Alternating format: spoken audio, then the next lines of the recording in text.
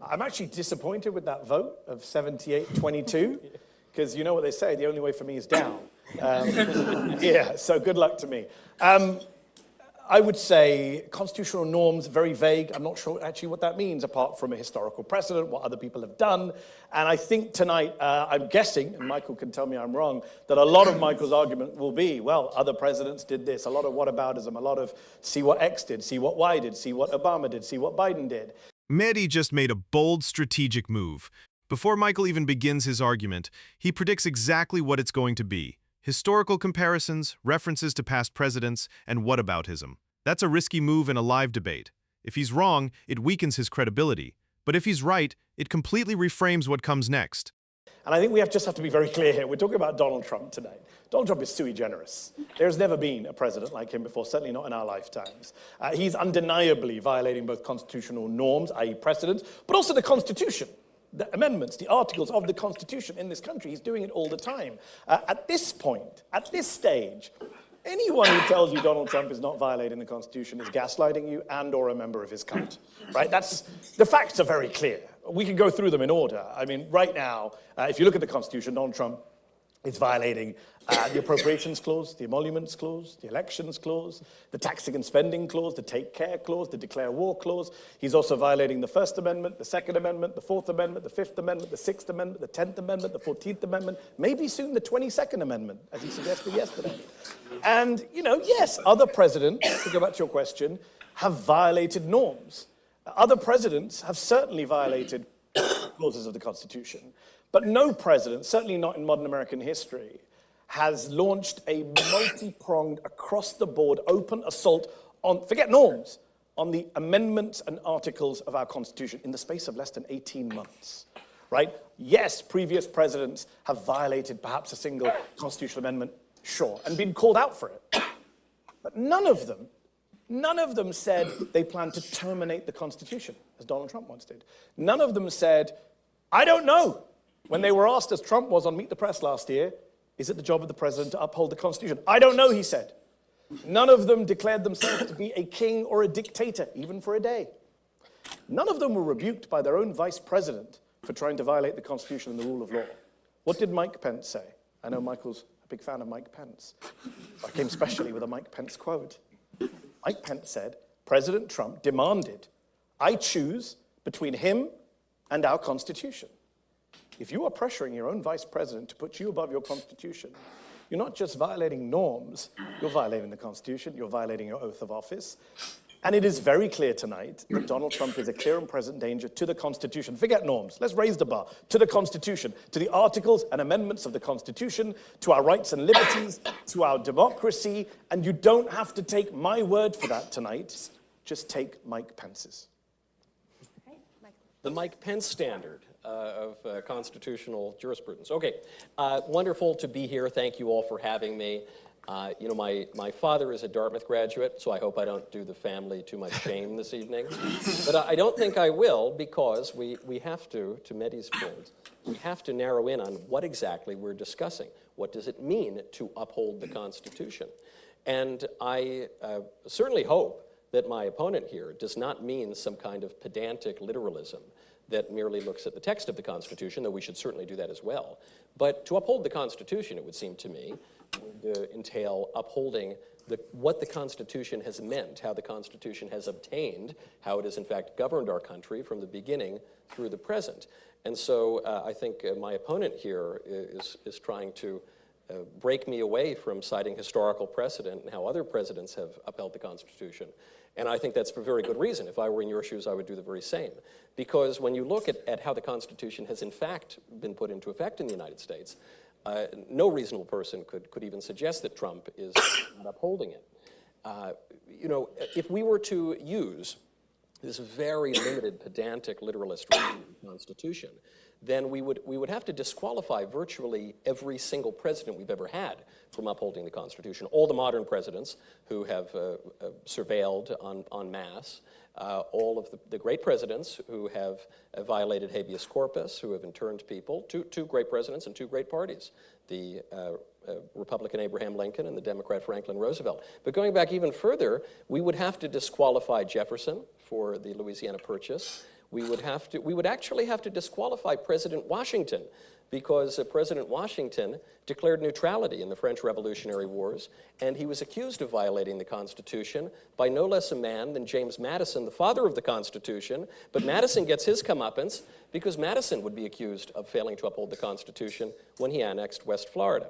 And almost immediately we hear it. Jefferson, Washington, Madison.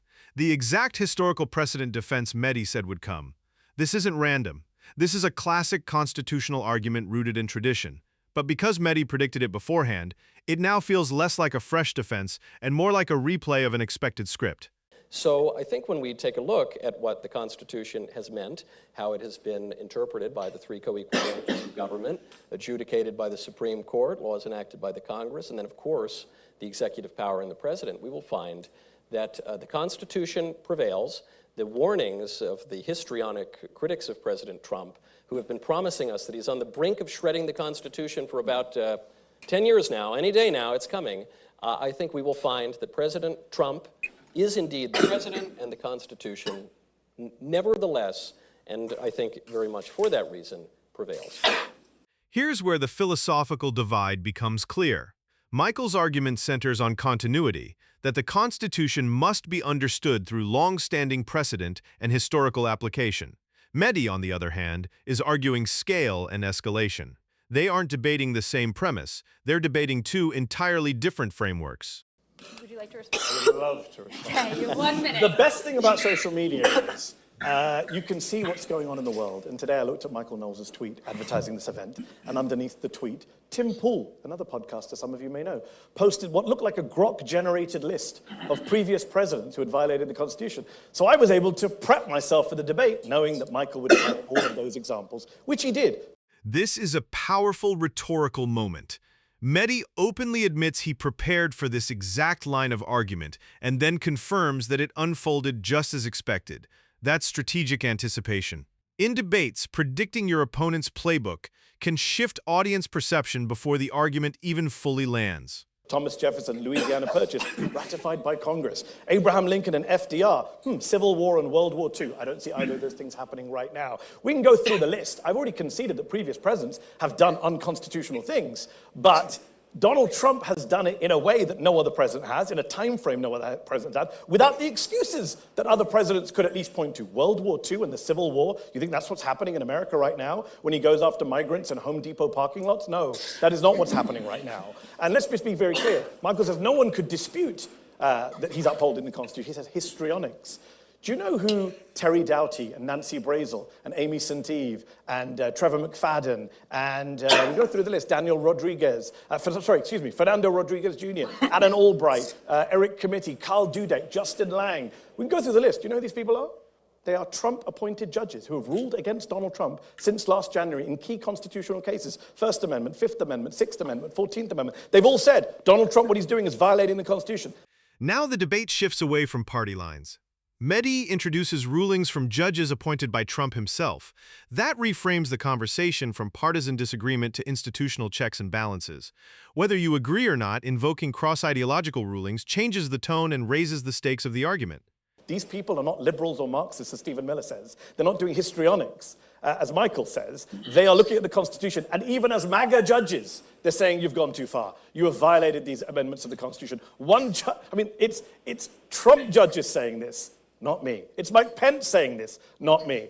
Michael can make these arguments about liberal histrionics. The problem is now is that people with eyes and ears who are not MAGA partisans see what is happening here. Donald Trump is doing things that presidents have not done before, including ignoring a 9-0 Supreme Court ruling. Okay. Let's try our hardest in the next question to really adhere to time regulations. We will. It's right there. Oh, I didn't even It's see right the clock. there. I saw it and defied it. You at least didn't see it. Thank you so much for those thoughts. That was really interesting. Mehdi, I know you talked about ICE immigration, and actually in 2025, the Department of Homeland Security reported record-breaking immigration and enforcement actions with over 600,000 deportations. Given this information, should undocumented immigrants have a right to due process under the Constitution? And if so, can deportations at the rate completed in 2025 be carried out without compromising access to hearings and legal representation? We'll start with you, Michael. Sure. Yes. In most cases, the foreigners who are being deported are entitled to due process of the law. This is not the case necessarily when it comes to revocation of visas, which are not some natural or constitutional right. But in the case of the people who are being deported, they are entitled to due process, and they are receiving process, actually, from President Trump. But not all due process is created equal, and the Immigration and Nationality Act, which has endured for some 60 years and in other forms for longer, recognizes that there is a role for expedited deportations.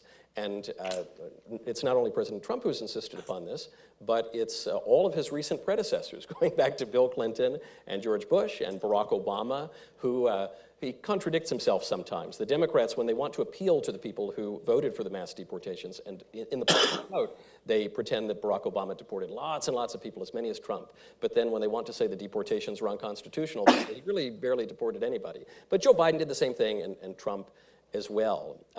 My opponent says that no one has acted as quickly in these egregious displays as President Trump.